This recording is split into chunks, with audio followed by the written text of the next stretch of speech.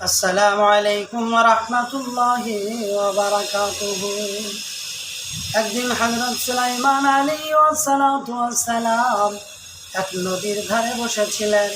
হঠাৎ তিনি দেখতে পেলেন একটা পিপীলিকা মুখে করে গমের দানা নিয়ে যাচ্ছে। নদীর উপরে বসেছিল এক ব্যাঙ, তাকে ধরে নিয়ে হাত করে নিয়ে গিলে নিয়ে নদীতে আবার ঝাঁপ দিয়ে ফেলল।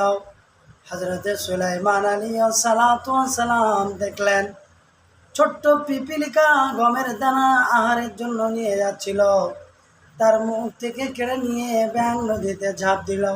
খাওয়া শেষ হয়ে গেল, আবার নদীর তীরে উঠে বসল। এই হাদিসের দ্বারাই বোঝা যায় শক্তি চিরদিন থাকে না। আজ তার শক্তি ছিল, তাই মুখ থেকে আহারটা কেড়ে নিল। আল্লাহ পাক একদিন তারও আহার কেড়ে নেবেন। আমিন। আসসালামু আলাইকুম রহমতুল্লাহ।